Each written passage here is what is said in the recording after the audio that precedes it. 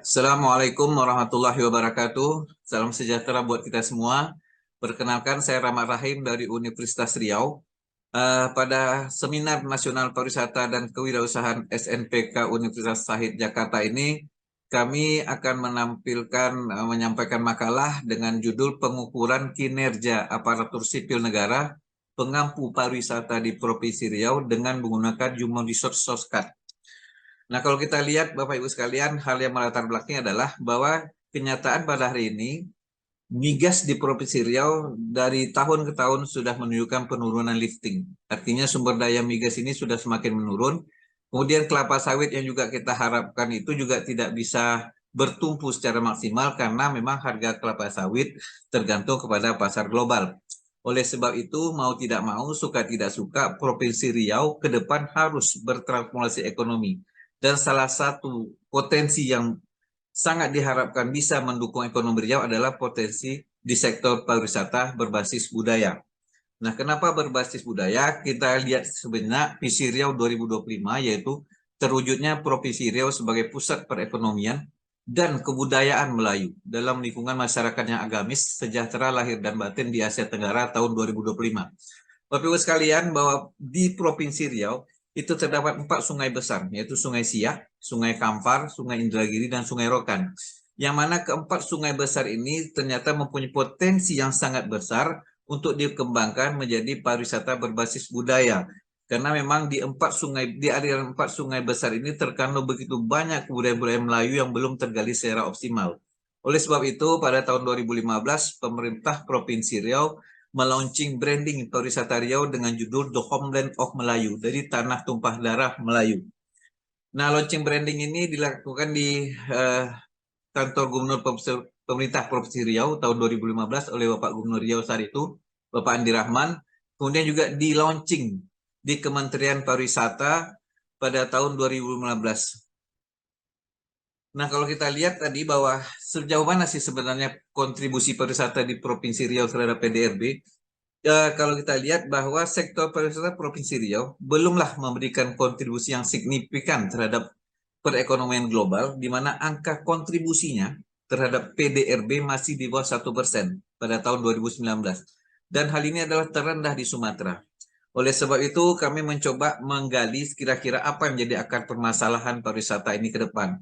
Salah satu yang menyebabkan berkembang atau tidak berkembang potensi pariwisata ini adalah tergantung kepada pengurus nih, pengelolanya, yaitu aparatur sipil negara yang merupakan engine dan aktor utama untuk mewujudkan pembangunan kepariwisataan di daerah dengan mengedepankan prinsip-prinsip integritas, budaya pelayanan yang tinggi, profesional, orientasi kepublikan, serta memiliki wawasan global. Oleh sebab itu, kami dalam makalah ini akan mengangkat bagaimana sebenarnya peran ASN di Provinsi Riau terhadap pengembangan pariwisata ke depan. Kita lihat sini bahwa ASN pengampu itu dalam hal ini boleh kita bilang Dinas Pariwisata Riau memang tidak haruslah berkolaborasi optimal dengan berbagai stakeholder. Jadi kalau memang pengembangan pariwisata ke depan ingin dikembangkan lebih luas, mau tidak mau harus berkolaborasi antara dengan Kementerian Pariwisata, Lembaga Adat Melayu, pemerintah kabupaten kota, ASITA, PHRI, Dekranasda Riau Creative Hub, dan Dinas Kebudayaan. Nah, Bapak Ibu sekalian, kami tertarik untuk sebenarnya bagaimana sebenarnya mengukur kinerja ASN pengampu pariwisata di Provinsi Riau. Oleh sebab itu, kami coba memperkenalkan satu alat ukur yang disebut Human Resource Scorecard. HRSC ini merupakan alat baru dalam manajemen sumber daya manusia dalam pengukuran kinerja karyawan atau pegawai yang dikembangkan untuk menutupi kelemahan balance scorecard. Ini menurut Brian, Husel, dan Dave serta Ulrich. Kemudian perbedaan antara Human Research Scorecard dan Balance Scorecard adalah bahwa BSC lebih mengukur kinerja seluruh institusi berupa tangible asset, sedangkan HRSC lebih mengukur kinerja sumber daya manusia dalam institusi tersebut yang berupa intangible asset. Ini menurut Anthony dan Becker. HRSC adalah suatu sistem pengukuran yang mengaitkan sumber daya manusia dengan strategi dan kinerja organisasi, yang akhirnya akan mampu menimbulkan kesadaran mengenai konsekuensi keputusan investasi sumber daya manusia, sehingga investasi tersebut dapat dilakukan secara tepat arah dan tepat jumlah. Ini menurut Jack, Fang, Mutmainah, Nasution, dan Lohana. HRC adalah sebenarnya suatu sistem pengukuran kinerja sumber daya manusia yang mengaitkan antara orang per orang strategi perusahaan dan kinerja yang akan dihasilkan untuk menghasilkan institusi yang unggul. Ini menurut Anthony dan Becker. Maka menurut kami, penempatan ASN pengampu kepariwisataan di Provinsi Riau harus dilakukan secara tepat, the right ASN on the right job, baik dari kualifikasi pendidikan, pengalaman, maupun secara kuantitas, sehingga ASN tersebut mampu menyusun strategi pembangunan kepariwisataan yang pada giridanya akan mampu meningkatkan kinerja organisasi pariwisata di Provinsi Riau. Konsep Human Resource Scorecard pada hakikatnya adalah sama dengan BSC.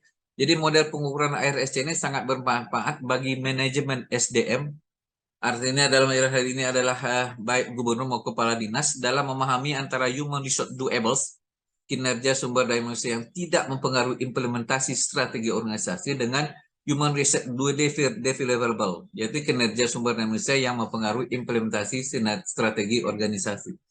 Baik Bapak Ibu sekalian, mengingat waktu, kita lanjut saja. Bagaimana sebenarnya 7 langkah? Inilah 7 langkah mengukur HRSC. Pertama, kita identifikasi strategi bisnis secara jelas. Kemudian mengidentifikasi peran SDM di organisasi tersebut, menciptakan peta strategi. Kemudian identifikasi kontribusi SDM dalam peta strategi tersebut. Kemudian menyelaraskan antara human resource arsitektur dengan human resource deliverables. Kemudian merancang sistem pengukuran dan melaksanakan manajemen pengukuran. Dan hal ini akan kita looping terus-menerus sehingga kita menemukan keseimbangan antara peta strategi dan SDM yang menjalani strategi organisasi tersebut.